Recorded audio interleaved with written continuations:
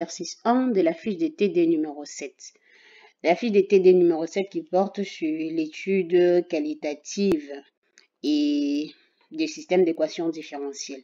Pour commencer, pour l'exercice 1, vous pouvez tout simplement voir, on a un système, on veut étudier un système de compétition entre deux espèces de scorpions au désert, les scorpions noirs et les scorpions rouges. La première question, il faut calculer les isoclines. Donc, je vais directement mettre la première question là. Donc, on va calculer les isoclines. Et dans les isoclines, on peut tout simplement voir qu'on va faire ceci. Donc, là, on a ça. On va faire x' égale à 0, y' égale à 0.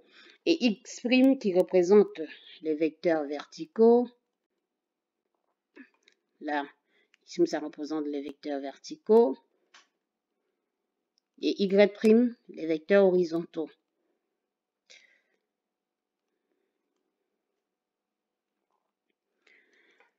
Alors, si je considère premièrement x' égale à 0, qu'est-ce que ça représente? Ça veut dire, vous venez dans l'équation, vous considérez la première équation qui est tout simplement là.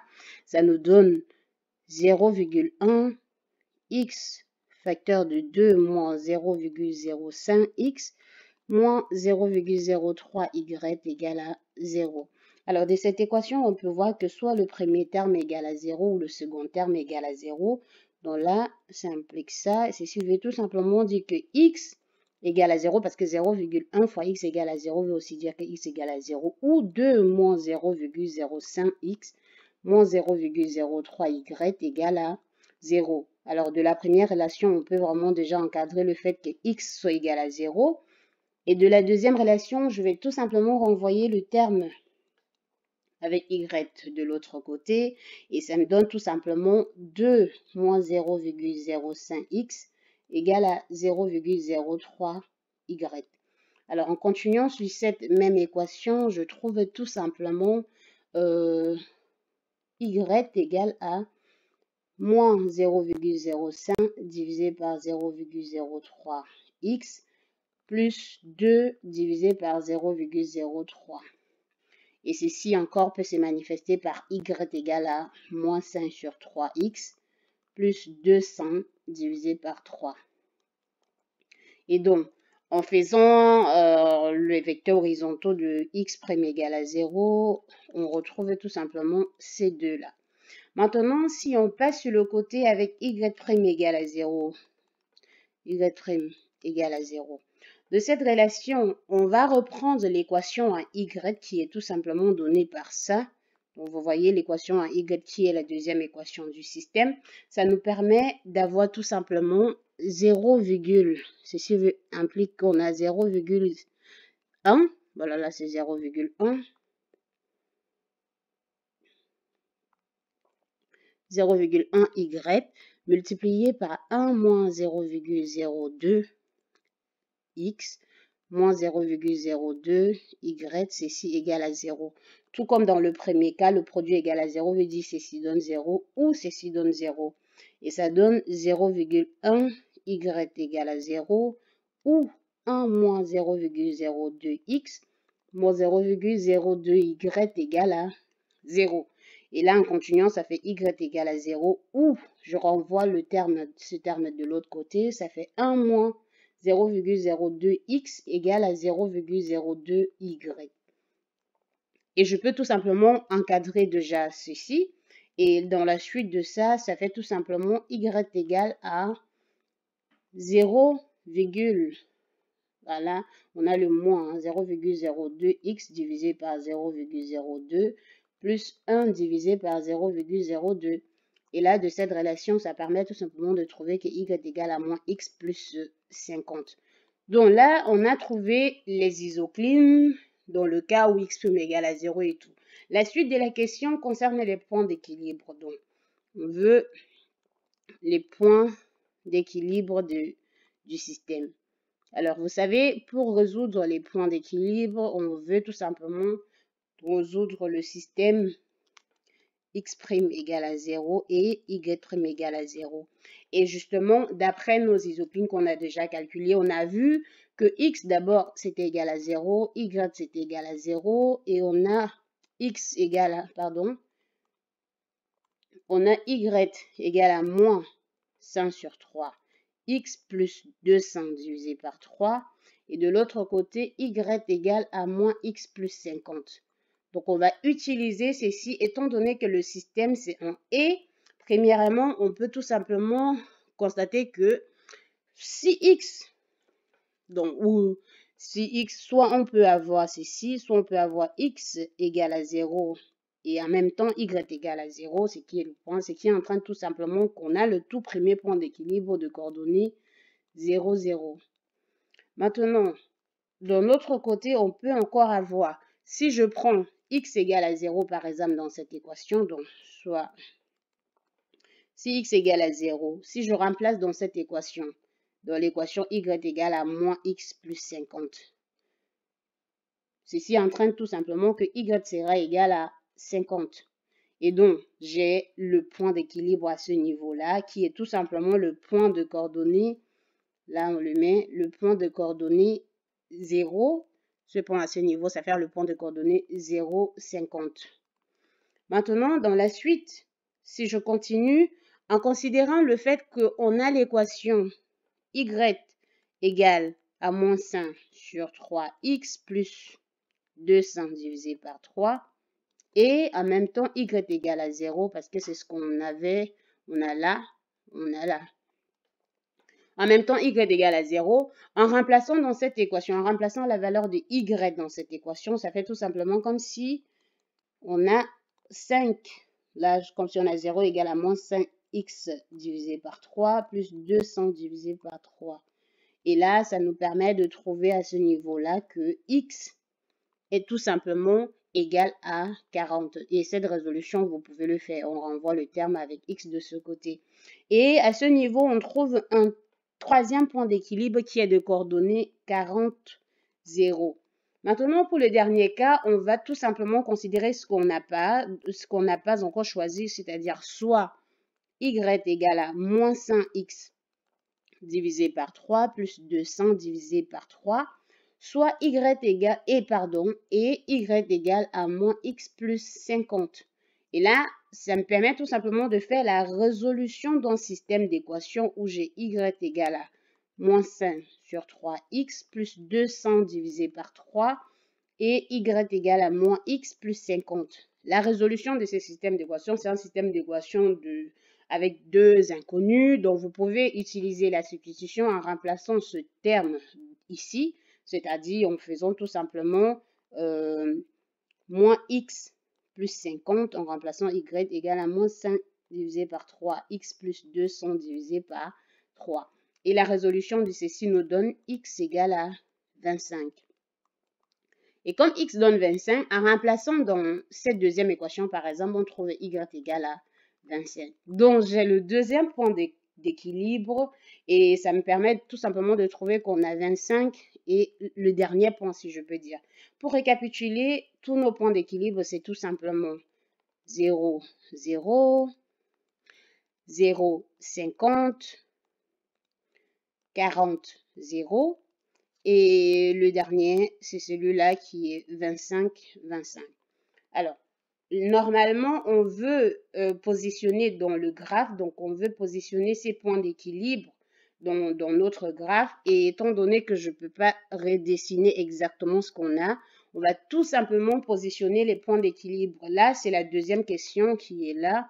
On va positionner les points d'équilibre. Le point d'équilibre 0, 0, ça, on peut le positionner qui est tout simplement là. C'est le point d'équilibre 0, 0. Le point d'équilibre 50 et 0, ça veut dire que x égale à 0, parce que comme c'est x là et y là, ça veut tout simplement dire que le point, il est là. Le point d'équilibre 40 et 0, ça fait tout simplement y égale à 0. On se positionne ici. Et le point d'équilibre 25, 25, bon, ça, on peut le faire. Voici un peu comme si on avait 25 là. On avait 25 qui est là et 25 ici. Donc, le point se retrouve quelque part, je ne sais pas comment on peut le faire ça, quelque part là. Le point se retrouve quelque part là. Maintenant, étant donné qu'on devait tracer les isoclines, on va tout simplement utiliser la règle qui est là. Je positionne normalement, c'est ça. Hein. on va avoir le point d'équilibre, celui qui passe par 50 et par là, celui qui passe là. Je pense que c'est ça. Même si je n'ai pas bien positionné, je pense que vous pouvez le faire. Vous pouvez dessiner mieux. Hein. C'est pas... Donc là, je pense que je peux mieux positionner le point qui est à 25 et qui passe là. Donc on peut le positionner comme ça. Et donc, si je trace, ça fait tout simplement ça. Ça, c'est l'isocline qui passait par le point 25-25. Et maintenant, si je passe de l'autre côté, ça fait tout simplement quelque chose qui passe par 40. Et là, ça fait quelque chose qui passera par 40. Et passera par le même point qui est 25 parce que vous avez vu dans l'intersection, on avait les deux points. Ok, on a quelque chose de ce genre. Bon, je pense que le point 25 ne sera pas très bien non plus représenté, mais vous pouvez le voir ainsi. Voilà, donc ici, là vraiment c'est 25. Donc là c'est 25, c'est l'équilibre 25. Donc, voilà ce qui est pour la deuxième question.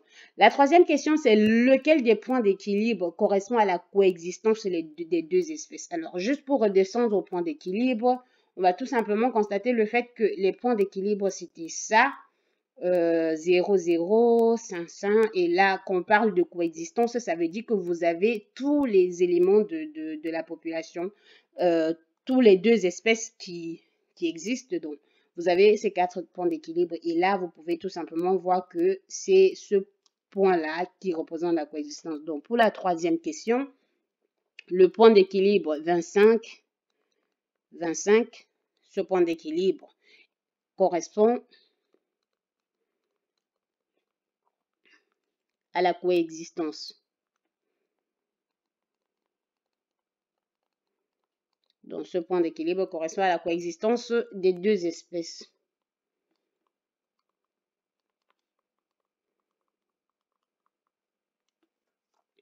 Alors, pour la suite, expliquez-nous pourquoi ce type d'équilibre s'appelle un nœud stable. Maintenant, comment est-ce on explique cela? On a 4 points d'équilibre. Pour commencer avec le point d'équilibre 0, 0 est sans intérêt. Ça veut dire que ce point d'équilibre est sans intérêt. Tout simplement parce que il n'y a aucune des espèces et donc s'il n'y a pas d'espèce, on ne cherchera pas du tout à étudier c'est-à-dire la coexistence ou la stabilité ou rien de tout cela. Maintenant, les autres points d'équilibre 0, 50 et 40. 50, 40, 0, pardon. Ceci représente à quoi? C'est-à-dire absence d'une espèce parmi... Bon, là, c'est l'absence d'une espèce, d'une des deux espèces si on veut. Ça, c'est l'absence d'une des espèces. Alors, ici, compétition entre deux espèces. Alors, le fait déjà qu'il n'y a qu'une seule espèce, on ne parlera pas du tout de compétition. Et à ce niveau-là, les points d'équilibre sont repulsifs et tout. Et c'est quelque chose que vous avez forcément eu dans le cours.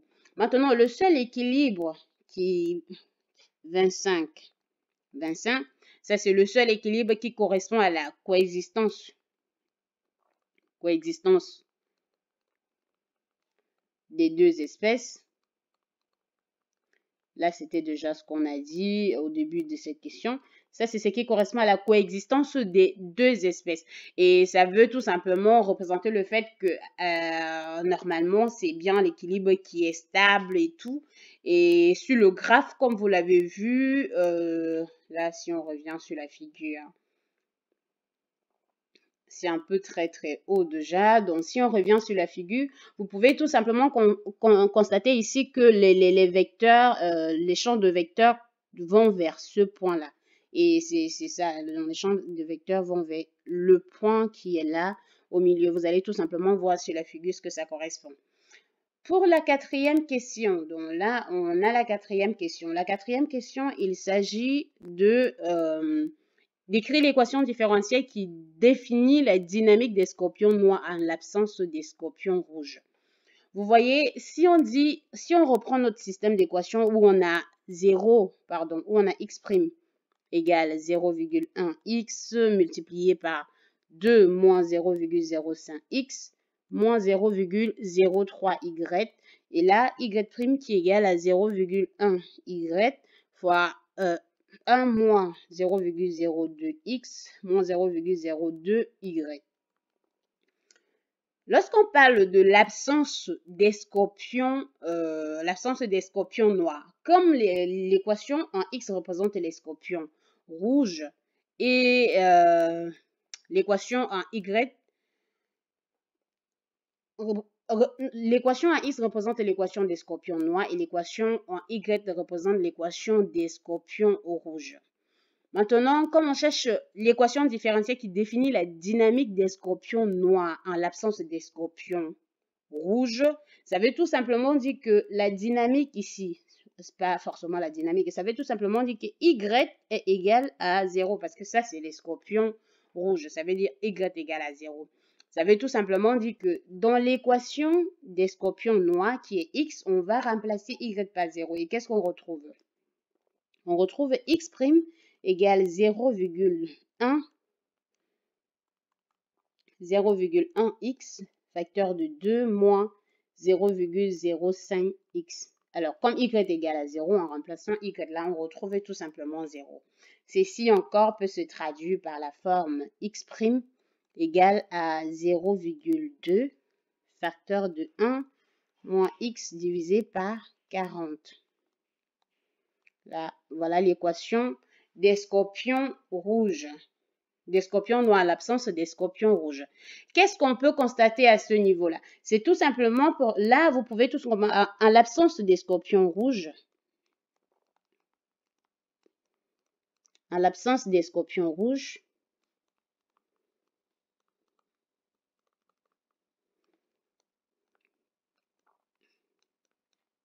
les scorpions noirs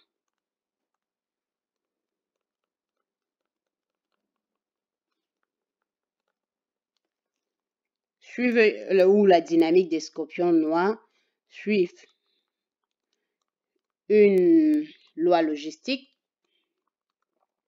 Vous pouvez le constater sur l'équation, hein, une loi logistique avec le taux intrinsèque qui est tout simplement 0,2 et pardon, le taux de croissance intrinsèque qui est 0,2 et la capacité biotique qui est tout simplement, je peux l'appeler R, hein, et la capacité qui est tout simplement en K qui est égale à 40. Donc voilà ce qui se passe en l'absence des scorpions rouges. Maintenant, pour la dernière question, on veut quel est le comportement des scorpions noirs si y égale à 0, donc le comportement des scorpions noirs. Alors, je pense que, ok, le comportement des scorpions noirs. Étant donné qu'on a là, donc c'est la 5e question, avec y0 égale à 0 et x de 0 égale à 60. Alors, ce qui revient tout simplement encore à résoudre l'équation qu'on a retrouvée là, pour la dynamique des scorpions noirs. Donc là, les scorpions noirs, c'est tout simplement x'. Là, on a tout simplement x' égale à 0,2x facteur de 1 moins x divisé par 40.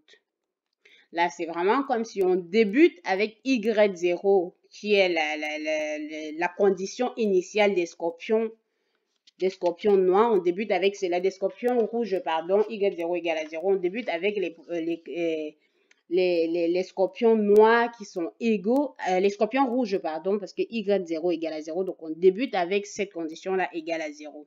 Maintenant, ce qui va se passer, c'est que la population, parce que vous savez, c'est une logistique, et si ici, la capacité biotique des scorpions noirs c'est égal à 40, et si on débute à une condition initiale qui est plus élevée, on va forcément décroître jusqu'à suivre à l'infini la capacité biotique. Donc, si on fait quelque chose de ce genre, on aura là, supposons 10, 30, alors mettons là 20, 40 et 60. Donc c'est plus facile comme ça. Là, c'est la capacité qui est à 40. Maintenant, étant donné qu'on débute à 60, bon, juste pour mieux positionner, je pense que j'aurais pu faire quelque chose bien plus gradué. Hein. Là,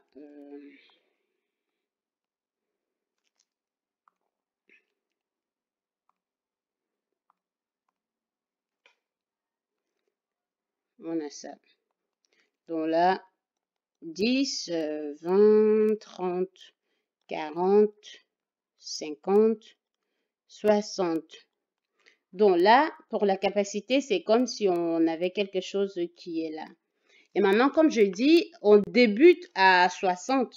Et si on débute à quelque chose qui est supérieur à la capacité biotique, on va tout simplement descendre et suivre cette capacité-là à l'infini. Donc voilà un peu parce que tout simplement la limite de x dt quand t tend vers plus l'infini est tout simplement égale à 40. Donc voilà un peu le comportement des scorpions noirs ou l'évolution sur cette figure. Ça fait t là et là c'est tout simplement x dt.